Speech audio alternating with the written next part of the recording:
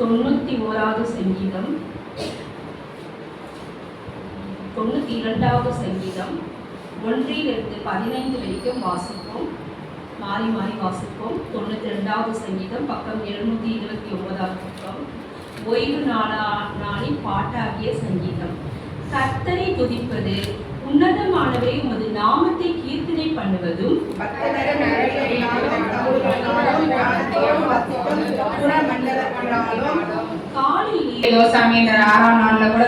ஆயத்த வேலையில ஆண்டவரே நாங்கள் உமக்காக கூடி ஒரு மனப்பட்டு ஜெபிக்கவும் துதிக்கவும் பாதத்துல வரவும் ஆண்டவரே யாருக்கும் கிடைக்காத இந்த சிலாகியத்தையும் பாக்கியத்தையும் வாங்கி தந்த தேவனுக்கு கொடா கொடி சோதர சாமி ராஜா. ஆண்டவரே இதோ சாமி ஆண்டவரே உலகமானது அழுகி நோக்கி போயிட்டு இருக்குதப்பா. நாங்கள் அதிலிருந்து விலகி தகப்ப நமது வருகைக்காக காத்திருக்கிறோம் சாமி ராஜா. நாங்களும் ஆயத்தமாகி அநேகர் ஆயத்தம் பண்ணத்தக்க பலனை நீர் எங்களுக்கு தந்தரும் புரிய வேண்டுமாறு கெஞ்சி நிற்கிறப்பா. இந்த வரைத்தடப்பட்டிருந்த ஒவ்வொருவரையும் தகப்பனே நீர் அழைத்து வர வேண்டுமாறு கெஞ்சி நிற்கிறப்பா. இதப்ப நாளைய தினத்துல கூட தேவ ஆவியானவர் தகப்பனே ஒவ்வொரு இருதயத்திலையும் நீர் பேசுங்க ராஜா. நீர் பேசி ஒவ்வொருத்தரையும் அழைத்து வந்து ஆண்டவரே இந்த ஆலய தரிசனம் எவ்வளவு முக்கியமானது என்பதை பரிசுத்த ஆவியானவர் ஒவ்வொருவருக்கும் நீர் உணர்த்த வேண்டுமாறு கெஞ்சி நிற்கிறப்பா. கர்த்தாவே உமது கரம் மாத்திரமே எங்களை வழிநடத்தும் சுவாமி. பரிசுத்த ஆவியானவருடைய கரம் எங்களை வழிநடத்த வேண்டுமாறு கெஞ்சி நிற்கிறப்பா. மிதோசாமி இந்த தெய்வீக ஆராதனையில கொடுத்த கப்பனை பேச போற தாசரை மறைத்து தேவ ஆவியானவர் இன்றைக்கான எங்க மன்னாவை நீர் எங்களுக்கு ஆசீர்வதித்துக் கொடுங்கப்பா. அதை நாங்கள் கேட்டு அபியாசித்து அதன்படி ஆண்டவரே நாங்கள் தியானித்து வாழக்கூடிய ஆண்டவரே அந்த வளர்ச்சியை அமைப்புரிய வளர்ச்சியை நீர் எங்களுக்கு தந்தருள் புரிய வேண்டுமாறு கெஞ்சி நிற்கிற சுவாமி. மீதமான நேரத்தையும் கருத்துல ஒப்பு கொடுக்கிறோம். நீரை ஏற்றுக்கொள்ளுங்க, காத்துக்கொள்ளுங்க, பொறுப்படுத்திக் கொள்ளுங்க, வழி நடத்துக. எங்கள் மீட்பரும் இரட்சகருமான அன்பின் ஆண்டவர் அருமை இரட்சகர் இயேசு கிறிஸ்துவின் வழியாக ஜெபிக்கிறோம். ஜெபங்களும் ஜீவனுள்ள நல்ல பிதாவே, ஆமென். இப்பொழுது நமக்கு தெய்வீக செய்தி நம் போதகர்கள் தரப்படுகிறார். நாம் பார்த்திருப்போம்.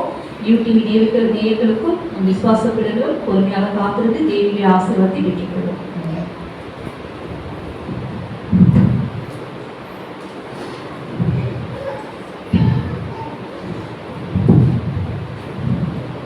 தேவனுடைய பரிசுத்த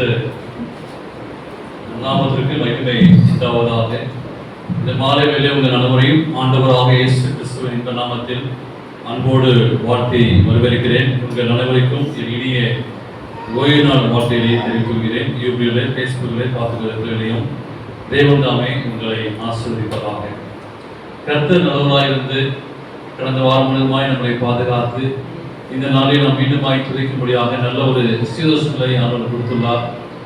ஒவ்வொருவரும் சென்ற நாள் மூலமாக நீங்கள் வேலைக்கு செல்லவும் மீண்டுமாய் அவருடைய பிரசனத்திலே அமர்ந்திருந்து சத்தியத்தை கேட்கும்படியாய் நமக்கு ஆண்டவர் நல்ல ஒரு வாய்ப்பை கொடுத்துள்ள தேவனுக்கு நன்றி செலுத்துகிறேன்.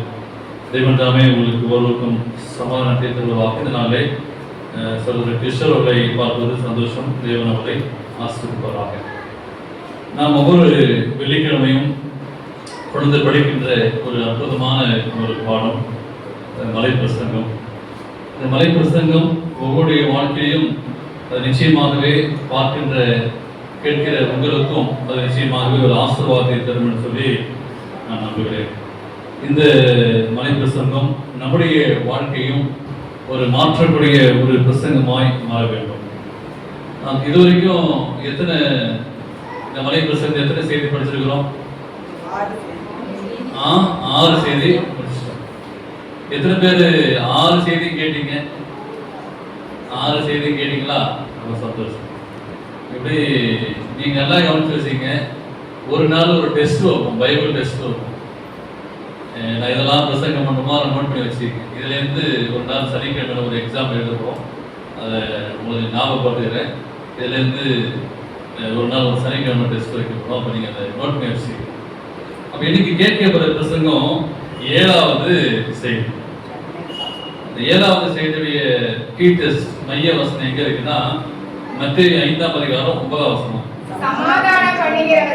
சமாதானம் பண்ணுகிறவர்கள் பாக்கியவான்கள் அவர்கள் தேவனுடைய புத்திரர் எனப்படுவார்கள்.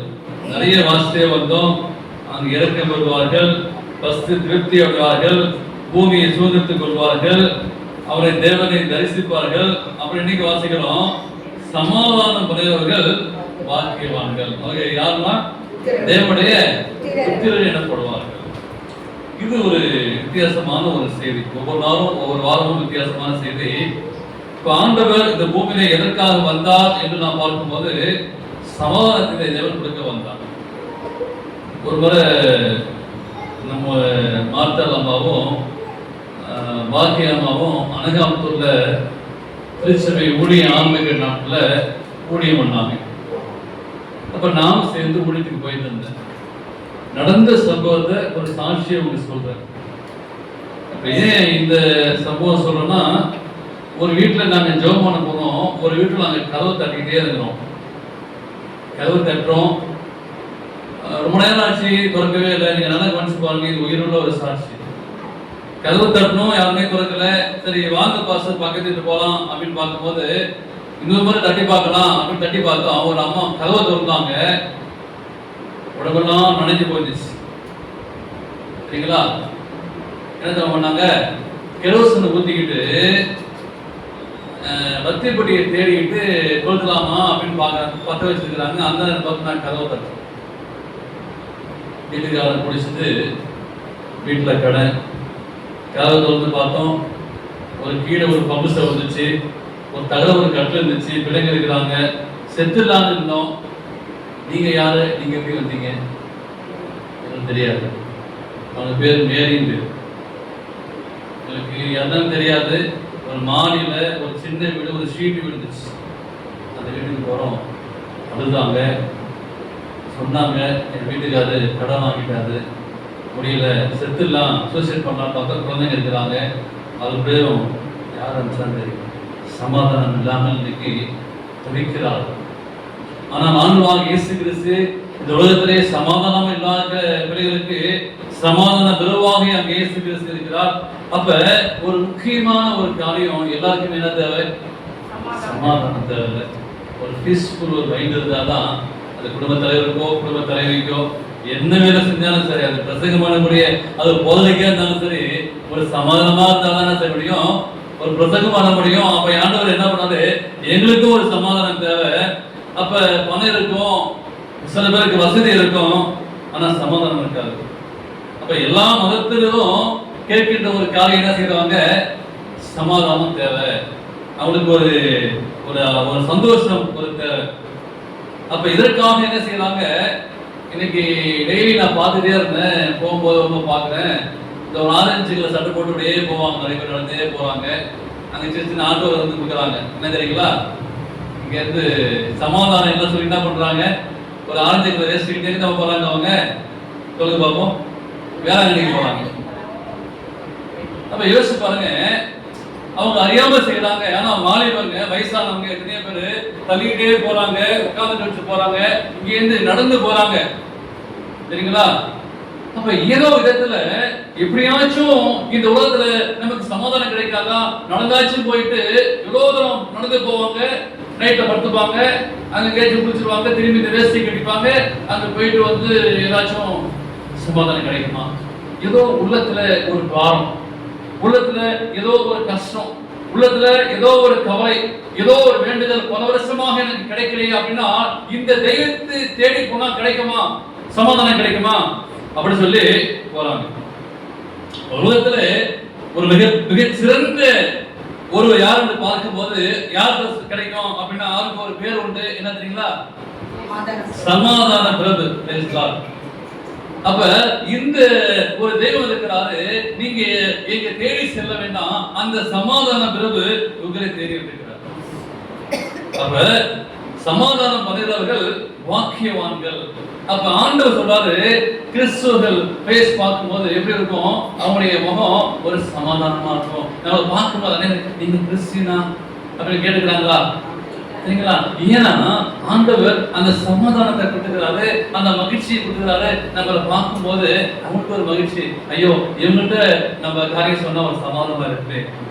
யோசிச்சு பாருங்க, ஆண்டவர் இந்த சமாதானத்தை தகர்த்து போட்டது யார் என்று பார்க்கும்போது, இந்த சமாதானம் நமக்கு எப்படி தகர்ந்து போனச்சு, எப்படி சில நேரம் இல்லாம போகுது, ஏன் சமாதானம் கிடைக்காம போச்சு தெரியுங்களா? நம்முடைய பாவம்.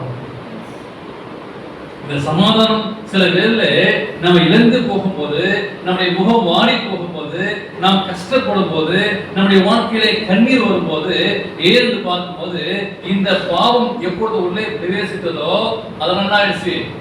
ஆதாம் ஏவா என்ன பண்ணுவாங்க, சமாதானத்தை இழந்தார்கள். நீங்கள் நானும் இந்த பூலோக சமாதானத்தை இழக்க செய்வதற்கு காரணம் பார்க்கும்போது லூசிபர் இழக்க செய்யலாம். அந்த சொல்லாரு, இந்த இழந்து போன சமாதானத்தை என்ன பண்றேன், மீண்டுமாய் நான் தருகிறேன். இந்த சமாதானத்தை நீங்கள் நானும் இதை பார்த்துக்கொண்ட அன்பான விசுவாசிகளே, ஒருவேளை நீங்கள் சமாதானத்தை இழந்து போயிருந்தீங்கன்னா ஆண்டவர் சொல்றாரு, இந்த சமாதானத்தை இயேசு கிறிஸ்து நமக்கு தருவதாக. இந்த சமாதானத்தை யாரால் நாம் பெற்றுக்கொள்ள முடியும் என்று வாசிக்கும் போது ரோமர் 5ஆம் அதிகாரம் 1ஆம் வசனத்தை நீங்கள் நானும் வாசிப்போம். ரோமர் 5:1 வாசிக்கும் போது, இவ்விதமாய் விசுவாசத்தினாலே நாம் நீதிமான் கேட்கப்படியால் நம்முடைய கர்த்தராகிய இயேசு கிறிஸ்து மூலமாய் தேவனிடத்தில் சமாதானத்தை பெற்றிருக்கிறோம். ஒரு அருமையான ஒரு வாக்குத்தத்தத்தை இங்கே பவுல் ரோமருக்கு எழுதும்போது, இவ்விதமாய் நாம் விசுவாசத்தினாலே நீதிமான்களாக்கப்பட்டிருக்கிறபடியால் நம்முடைய கர்த்தராகிய இயேசு கிறிஸ்து மூலமாய் தேவனிடத்தில் சமாதானத்தை பெற்றுக்கொள்ள முடியும். இங்க இருக்கிற ஒவ்வொருக்கும் அந்த சொல்றாரு, இது தேவனால் நாம் பெற்றுக்கொள்ள முடியும். எப்படின்னா நம்முடைய விசுவாசத்தினாலே நான் நீதிமான்களாக்கப்பட்டபடியால் அங்கே கர்த்தராகிய இயேசு கிறிஸ்து வரும்போது அவர் சமாதானத்தை தருகிறார். அப்ப இந்த தேவனிடத்தில் சமாதானத்தை கற்றுக்கொள்ளும் போது இந்த சமாதானத்தை இழந்து தவிர்க்க காரணம், இங்க ரோமாபுரியிலே வாழ்ந்த மக்களுடைய மனநிலை எப்படி இருந்தது என்று பார்க்கும்போது அங்கே 1:21 வாசிக்கலாம். அது ரோமர் 1:21 வாசிக்கும் போது அங்க சொல்லக்கூடிய வசனம், அவர்கள் தேவனை அறிந்தும் அவங்க தேவனென்று மகிமைப்படுத்தாமலும் சோஸ்திரமலையாமலும் இருந்து தங்கள் சிந்தனையினாலே வீணரானார்கள். உணர்வில்லாத அவருடைய இதயம் இருள் அடைந்தது. எப்படி சமாதானம் எடுத்து போனாங்களா? நல்லா ரொம்ப அருமையா எழுதுறாரு பார்த்தீங்களா? அவர்களை தேவனை அறிந்தோம், தேவனை தெரிந்தோம், இரட்சகரை தெரிந்தோம், இயேசுவை தெரிந்தோம், சத்தியம் தெரிந்தோம், ஓய்வு நாள் தெரிந்தோம், சபை தெரிந்தோம். என்ன பண்றாங்க? அவரை தேவன் என்று மகிமைப்படுத்தாமலும். ஏன் எனக்கு சமாதானம் இல்லாமல் போனேன்? நான் தேவனை மகிமைப்படுத்தவில்லை, நான் தேவனை ஸ்தோத்திரிக்காம இருந்து என்ன பண்ணாங்கன்னா எதனால வந்துச்சா? தன்னுடைய வசனம் சொல்றது, தன்னுடைய சிந்தனைகளால என்ன பண்ணாங்க? நம்ம யோசிக்கிறோம், இப்படிலாம் யோசிக்கிறோம், இதெல்லாம் பாக்குறோம். அப்ப நம்முடைய சிந்தனை இருக்கு பாத்தீங்களா? நம்ம இங்க இருந்து என்ன செய்யறோம்? சுவிட்சர்லாந்து கதை யோசிப்போம். இங்க இருந்து நம்ம என்ன யோசிக்கிறோம்? நம்ம இருக்கிறோம் பாத்தீங்களா? நம்ம என்ன யோசிக்கிறோம்? பறக்க யோசிக்கிறோம், அப்படிதானே? அப்படின்னா ரொம்ப எக்ஸ்ட்ரீமா யோசிக்கிறது. அப்ப நம்முடைய சிந்தனை இருக்குங்களா? என்னமா யோசிப்பீங்க? நிறைய காலம் யோசிப்பீங்க பாத்தீங்களா? அப்ப காரணம் நம்முடைய சிந்தனை தான் காரணம். அப்ப என்ன செய்யறாங்கன்னா, அவர் சொல்றாரு, உணர்வில்லாத அவருடைய இதயம் இருளடைந்து போயிடுச்சு, வாழ்க்கை இருளா போயிடுச்சு, வாழ்க்கை சோகமா போயிடுச்சு, வாழ்க்கை நிம்மதி இல்லாம போயிடுச்சு. ஐயோ, இப்படி இருளான ஒரு வாழ்க்கையா போயிடுச்சு. எப்படி இருந்தா நான் ஆயிட்டேன்? அப்ப காரணம், அப்ப நம்முடைய சிந்தனை. இந்த ஆண்டவர் இந்த உலகத்தை எவ்வளவு அழகாக, எவ்வளவு சமாதானமாக நமக்கு கொடுத்தார். நம்முடைய சிந்தனையாலே நம்ம என்ன செய்யணும்?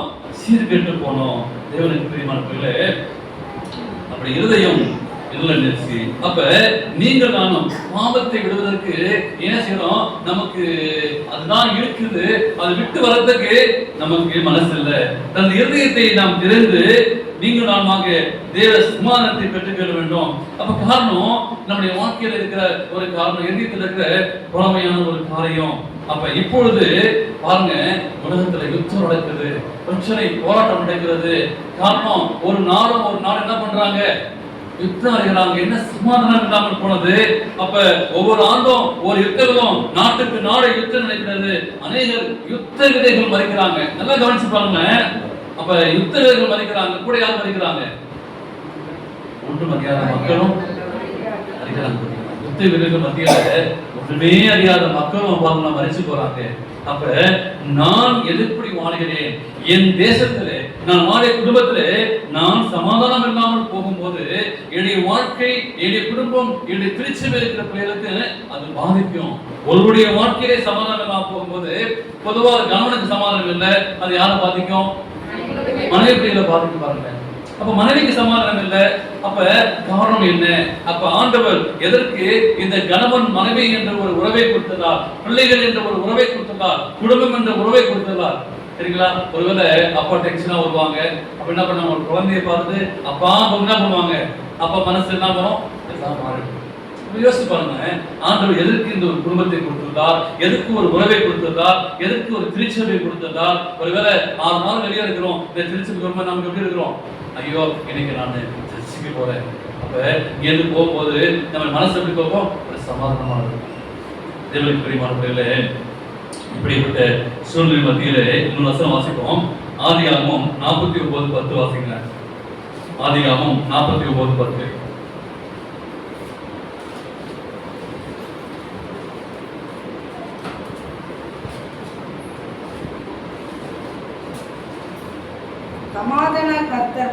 சமாதான கர்த்தர் வருமாகவும் செங்கோல் யூதாவை விட்டு நீங்குவதும் இல்லை, நியாய பிரமாணிக்கன் பாதையை விட்டு ஒழிவதும் இல்லை. அருமையான ஒரு காரியம் சொல்றாரு. சமாதான கர்த்தர் வரப்போறாரு. அவர் வருவதும் ஏதாவது செங்கோல் யூதா விட்டு விளங்கவும் இல்லை, நியாய பிரமாணிகள் இருக்கிறார்கள், அவர்கள் பாதையை விட்டு ஒழிவதும் இல்லை. அப்படி ஒரு அற்புதமான சொல்றாரு. நியாய பிரமாணங்கள் கொடுத்து இருக்கிறார்கள். அப்ப இந்த நியாய பிரமாணங்கள் என்ன, நியாய பிரமாணம் என்ன? ஆண்டவர் அதை நமக்கு கெட்டு தருகிறார். நமக்கு தேவன் கொடுக்கப்பட்ட ஒவ்வொரு சத்தியமும் நமக்கு சமாதானமா இருக்கும். அதை நாம் பெற்றுக்கொள்ள வேண்டும். அந்த சமாதானத்தை யாரெல்லாம் பெற்றுக்கொள்ளணும் நினைக்கிறீங்க? யாரெல்லாம் பெற்றுக்கொள்ளணும்? எல்லாம் பெற்றுக்கொள்ளுமா? ஒரு 3 காரியத்தை சொல்லி முடிக்க போறேன். அப்ப நமக்கு என்ன செஞ்சா நமக்கு சமாதானம் கிடைக்கும்? யோசிக்கிறீங்களா? உனக்கு பீஸ்ஃபுல் வேணுமா, சமாதானம் வேணுமா, ஒரு காரியம் சொல்றாரு, ஒரு ஈஸியான ஒரு காரியம், அதை நம்ம செய்ய நினைக்காம அதை படிச்சிருவோம், ஆனா அதை செய்யணும். சரிங்களா? என்ன வாசிப்போம்? சங்கீதம் 34:14. 34:14 என்ன செஞ்சா நமக்கு கிடைக்குமாங்க? 34:14 தீமையை விட்டு விலகி நன்மை செய், சமாதானத்தை தேடி. இது கஷ்டமா? என்ன செய்யக்கூடாது? தீமையை விட்டு விலகினுமா. அப்ப என்ன செய்யணும்? நன்மை செய். ஆண்டவர் சொல்றாரு. அவர் என்ன பண்ணாரு தெரியுங்களா? என்ன பண்ணாரா? இயேசு என்ன செய்ய போகுது? கேட்டா சொல்லி பார்ப்போம். நன்மை செய்யறவங்களே. அப்ப ஆண்டவர் நம்மகிட்ட என்ன பார்க்கிறாரு? நீ நன்மை செய்யப்பா. ஒருவேளை நீ தீமை செய்ய வேண்டாம், நீ நன்மை மாத்திரம் செஞ்சு பாரு.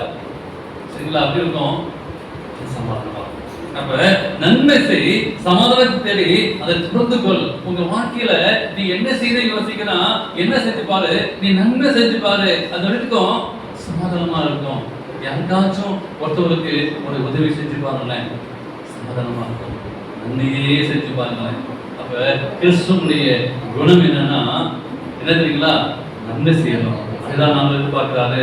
அப்ப நன்மை செய்யும் போது நமக்கு ஒரு ஆசீர்வாதம் இருக்கும். சில வேளை நாம் சமாதானம் இல்லாம போற காரணம், நாம் தேவனோட சில வேளை சமாதானம் இல்லாம போகிறோம். யார்கிட்ட சமாதானம் வச்சுக்கிறோம்?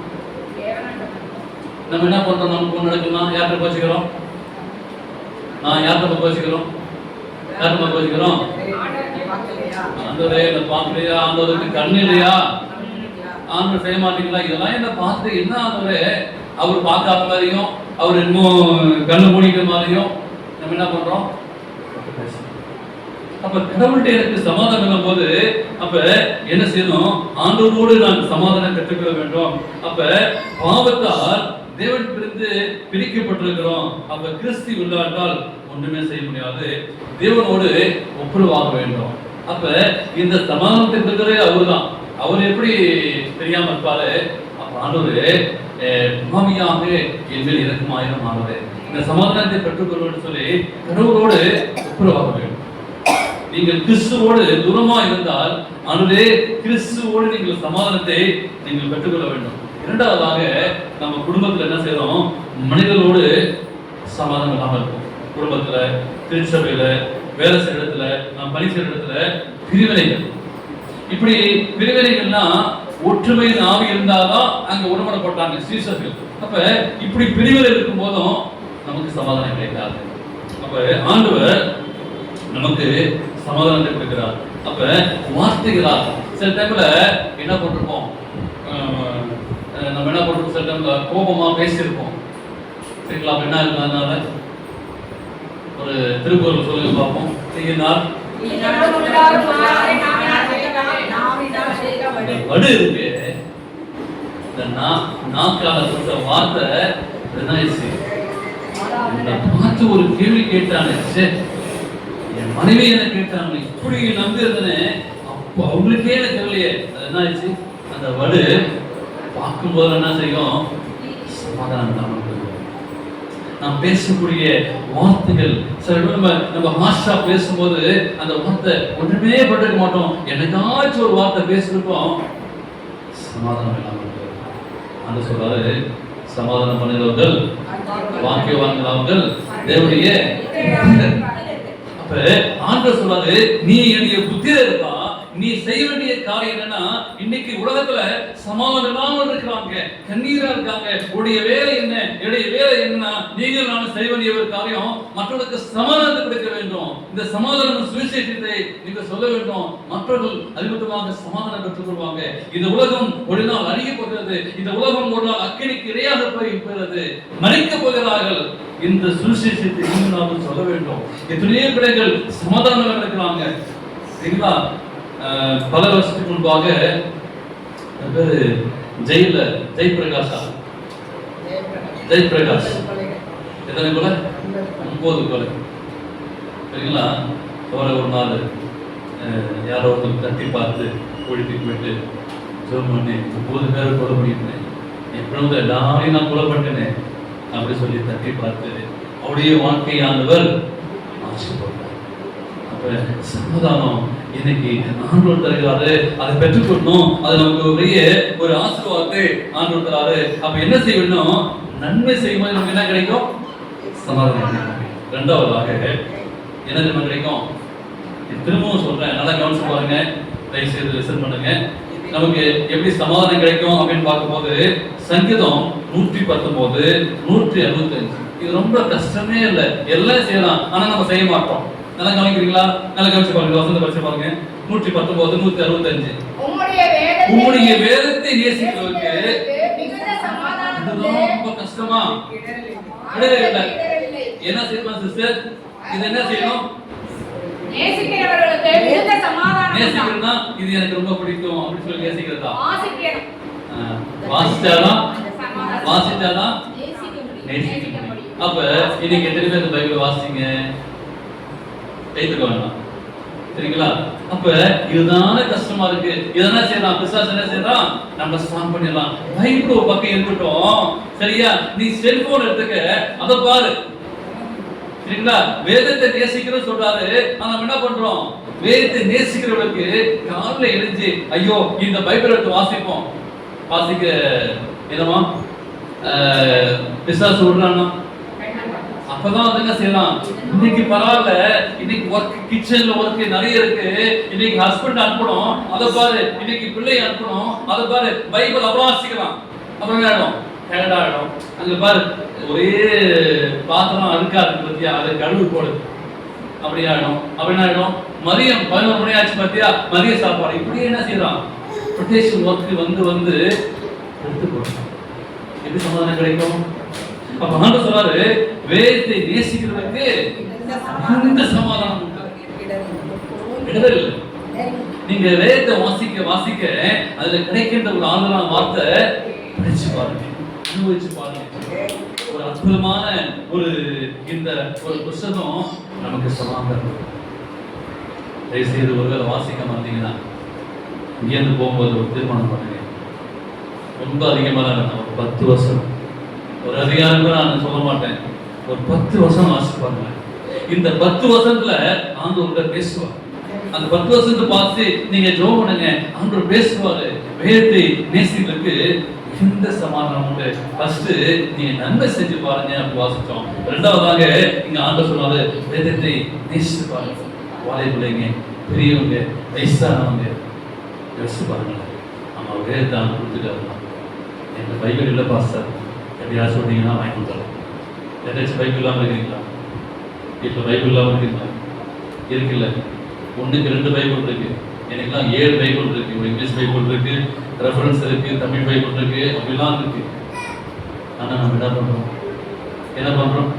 வேதத்தை நேசிக்க டைம் இல்லை பாஸ்டர், ஒரே பிஸியான ஒர்க், எனக்கு நேரமே இல்லை. என்ன பண்ணிடுறோம்? அப்படி சமாதானம் கிடைக்கும்? நேசிச்சு பாருங்க, படிச்சு பாருங்க, சரிங்களா? மூன்றாவது என்ன செய்யணும்? ஆண்டவர் சொல்றாரு, நீதிமொழிகள் 14:7 வாசிங்க பார்ப்போம். ஏன் தெரிஞ்ச புக் எடுக்க கஷ்டப்படுறீங்க? நீதிமொழிகள், ஒருவனுடைய வழிகள் கர்த்தருக்கு பிரியமாயிருந்தால் அவனுடைய சத்துருக்களும் அவனுடைய சமாதானமாகும்படி செய்வார். உன்னுடைய வழிகள் அப்படின்னா நம்ம எங்க போறோம்? இதை தேடி போறோம், சரிங்களா? இப்ப முடிச்சுட்டு நான் மெட்ரோ ட்ரெயின்ல ஏறி போனோம். என் வழி வேற மாதிரி போயிடுச்சு, நான் வேற எங்கேயாச்சும் போயிட்டு அப்படி போயிருந்தா அப்படி இருக்கும். டெர்சிக்கு வந்திருக்கிறோம், டெர்சிக்கு முடிச்சுட்டு போகும்போது வேற எங்கேயாச்சும் போயிட்டு என்ன போனா அது நான் போதித்து நீ நடக்க வேண்டிய வழியை உனக்கு ஆண்டவர் காட்டுவாரு. உண்மையில கண்டு வைத்து ஆள சொல்றேன். அப்ப நான் போகக்கூடிய வழி இருக்கு. இன்னைக்கு வாலிபர்கள், இன்னைக்கு பெரியவங்க ஏன் கெட்டு போறாங்க? அவங்க வழி என்ன பண்றாங்க? மாறி போறாங்க. இறைவர் சொல்றாரு, வழி இதுவே, இதுல நடவுங்கள். அப்ப என்னுடைய வழி, என்னுடைய திசை மாறி போகும்போது என்ன செய்யறான்? சமாதானம் போயிடுது. வாசிக்கிறோம், அவருடைய சத்துருக்களும் அவருடைய சமாதானப்படி செய்வாரு. அப்ப நம்ம சத்துருவ இருக்கா இருக்கிற அவங்களை என்ன பண்ண சமாதானம் மாற்றுவாரு. அப்ப நான் என் வாழ்க்கை, என்னுடைய வழி, யாத்திரை பேசுறேன், என்னுடைய ஃப்ரெண்ட்ஷிப் இருக்கு, எங்க தங்குறேன், சங்கீதம் உள்ள என்ன வாசிக்கிறோம்? பரியாசக்காரர்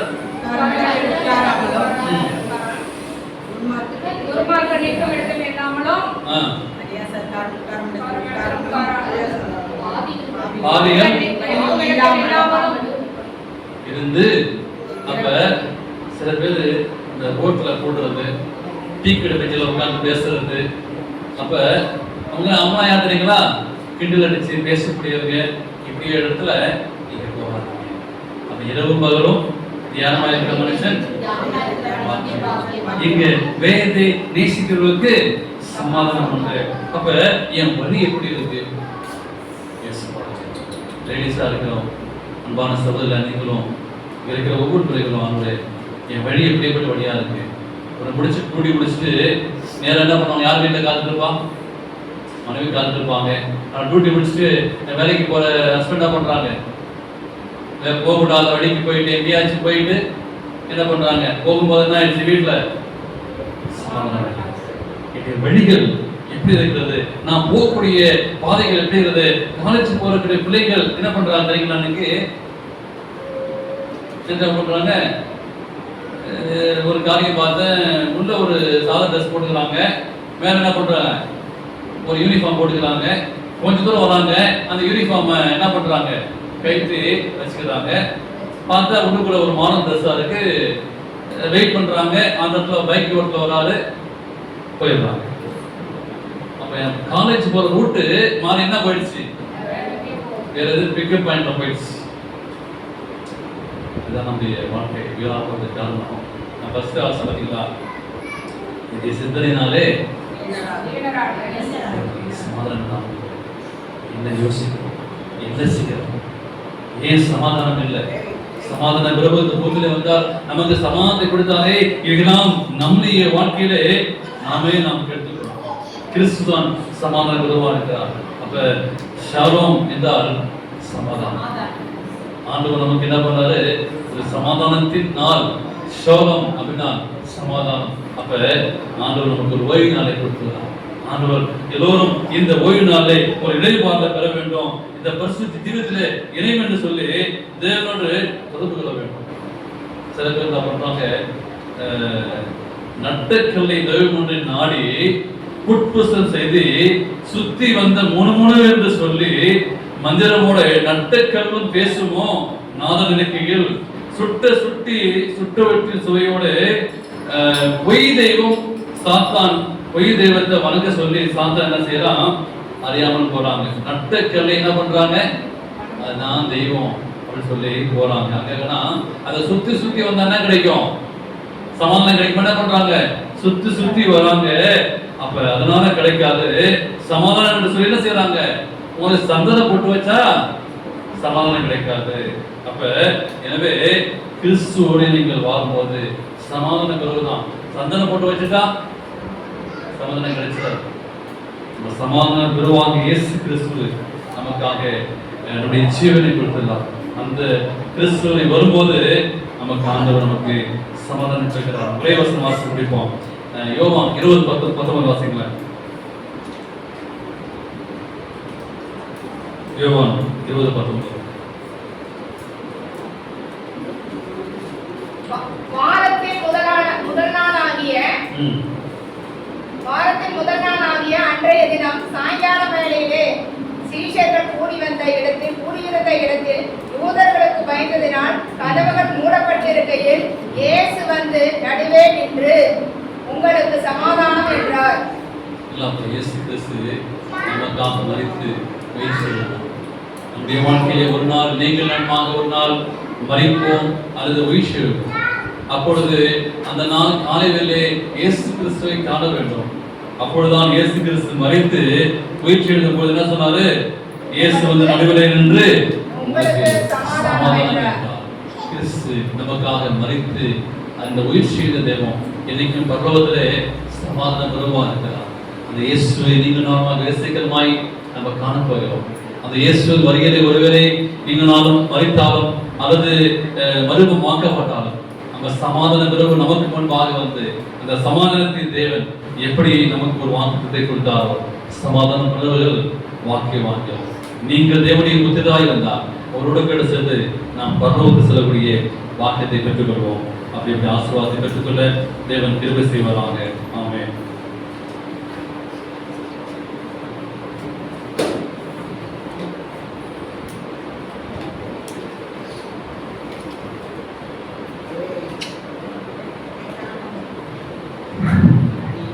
நல்ல ஒரு வசனத்தினால் குறித்த சமாதானம், நமக்கு மெயினாக சொல்றதே சமாதானம் தான். அதை பற்றி எப்படி நிறைய விளக்கத்தை பாஸ்டர் கொடுத்த பாஸ்டருக்கு நன்றி தெரிவித்துள்ளலாம். இப்பொழுது நாம் 101வது பாடலை பாடுவோம். அப்பொழுது காணிக்கை எடுக்கப்படும்.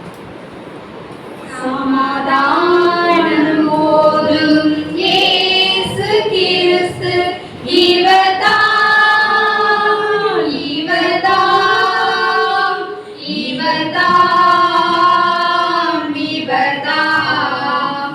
சமாதானம் போதும் இயேசு கிறிஸ்து இவர்தான்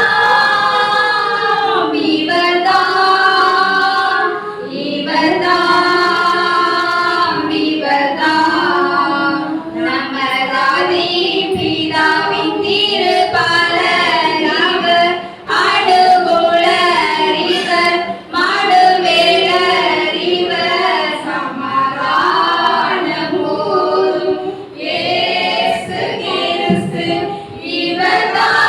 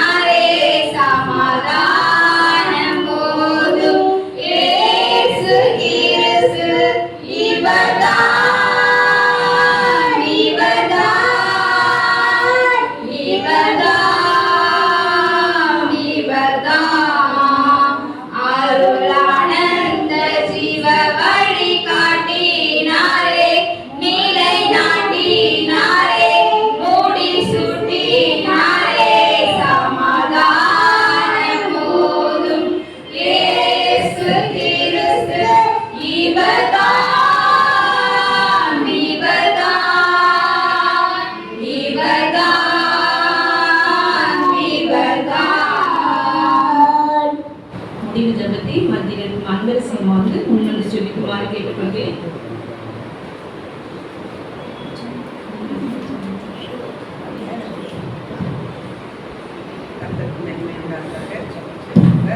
பரலோகத்திலே இருக்கிற இந்த பரலோகத்தின் பிதாவே, கொடான கோடி சோதரப்பா, கொடான கோடி நன்றி சுவாமி. அன்றைய அருமையான வார்த்தையை இந்த நாளில் நீர் பரலோகத்திலிருந்து எங்களுக்கு தந்தமைக்காக நன்றி செலுத்துகிறோம் அப்பா. நாங்கள் எங்கெங்கேயோ அலைந்து தேடுகிறோம் ராஜா. இந்த மக்கள் ஆண்டவரே, இந்த உலகத்தின் மக்கள் எங்கு போனால் ஆண்டவரே தான தர்மம் பண்ணினால் சமாதானம் கிடைக்குமா? ஆண்டவரே அன்னதானம் போட்டால் சமாதானம் கிடைக்குமா? ஆண்டவரே கர்த்தாவே அலைந்து திரிகிறார்கள். மலைகளிலும் குகைகளிலும் ஆண்டவரே கடல்களிலும் உன்னை தேடிக்கொண்டிருக்கிறாங்கப்பா. ஆண்டவரே கர்த்தாவே, உயிருள்ள தேவனாகி கிறிஸ்துவாயும் நாங்கள் மறந்து ஆண்டவரே எங்கெங்கோ அலைந்து திரிகிறோம். எங்கள் இருதயத்தின் நினைவு சிந்தனைகள்ல நாங்கள் வீணராகி கொண்டிருக்கிறோம் ராஜா. ஆண்டவரே சொன்ன வசனத்துக்காக நாங்கள் சோத்தரிக்கிறோம், துதிக்கிறோம் ராஜா. சமாதானம் பண்ணுகிறவர்கள் பாக்கியவான்கள், அவர்கள் தேவனுடைய புத்திரர்கள் ஆவார்கள் என்று சொன்னீரப்பா. ஆண்டவரே எங்களுக்கு ஒரு ரிஜிஸ்டர் பண்றீங்கப்பா. நீங்கள் சமாதானம் பண்ணுகிறவர்களா இருந்தால், எல்லாரிடத்திலும் கூடமற்ற சமாதானமா இருந்தீர்களானால், தீமையை விட்டு விலகி ஓடினீர்களானால், ஆண்டவரை பாவத்துக்கு விலகி ஓடி தீய நன்மை செய்கிற பிள்ளைகளாக நீங்கள் இருந்தீர்களானால், வேதத்தை நேசிக்கிற பிள்ளைகளாக இருந்தால் உங்களுக்கு சமாதானம் என்று சொன்னீரப்பா. இந்த நாள்ல நீங்க அங்கும் இங்கும் தேடி அலைய வேண்டாம், நானே உங்களை தேடி வருகிறேன் என்று சொல்லி ஆண்டவரே இதோ சமாதானம் உங்களுக்கு வந்திருக்கிறது என்று அப்பா அந்த சீஷர்கள் மத்தியில நீர் போய் நின்று சொன்னீரப்பா. அவர்கள் இருதயங்கள் கலங்கி கொண்டு பயத்துடன் நடுக்கத்தோடு இருந்தபோது நீர் ஒரு வார்த்தை சொன்னீரப்பா, பயப்படாதே உனக்கு சமாதானம் என்று சொன்னீரப்பா. அருமையான வார்த்தையினால அன்பு சீஷர்களை திடப்படுத்தின அன்பு தேவன் இந்த நாளில் எங்கள் ஒவ்வொருவரையும் திடப்படுத்தினதற்காக நாங்கள் நன்றி செலுத்துகிறோம் அப்பா. ஆண்டவரே, சமாதானத்தையே வைத்து போகிறேன் என்று சொன்னவரே, கடைசி மட்டும் எங்களுக்காக வாழ்ந்து, எங்களுக்காக ரத்த சிந்தி, எங்களுக்காக மரித்து, எங்களுக்காக உயிர்த்தெழுந்து, எங்களுக்காக இந்த நாள்ல பரிந்து பேசிக் கொண்டிருக்கிற எங்கள் பரலோகத்தின் தந்தையை உமக்கு நன்றி செலுத்துகிறோம் ராஜா.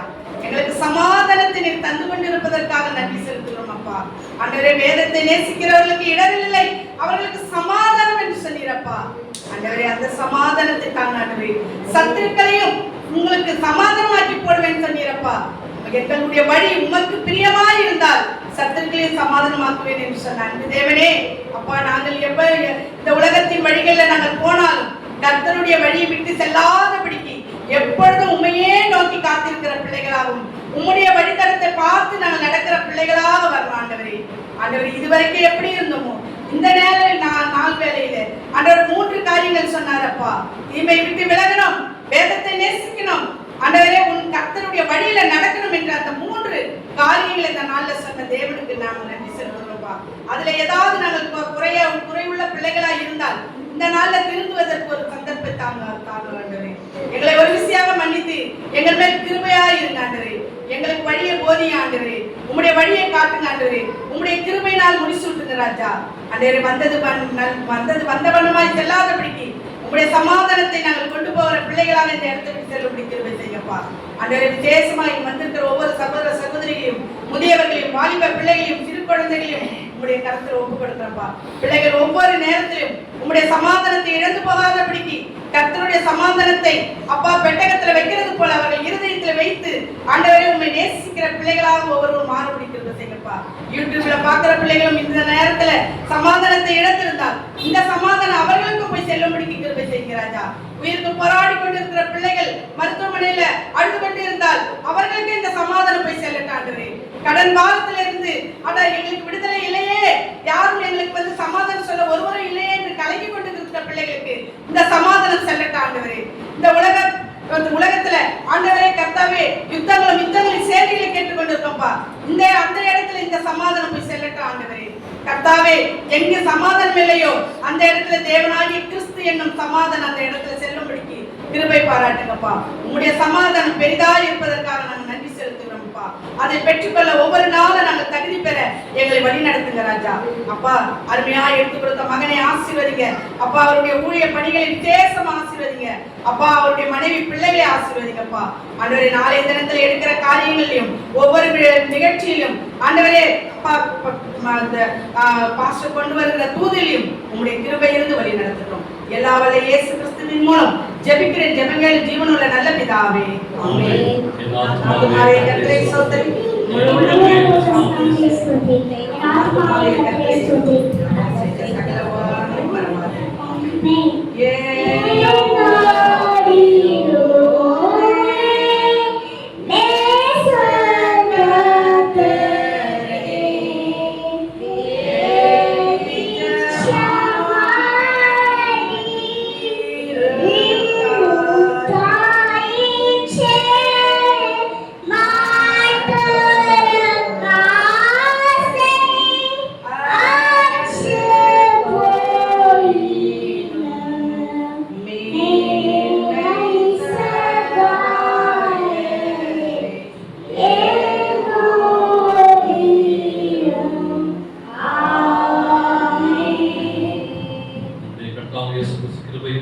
பிதாவாதேவனுடைய அன்பும் பரிசுத்தாவுடைய நினைவும் ஐக்கியமும் சந்தோஷமும் சமாதானம் கொடுப்பதாக. ஆமென்.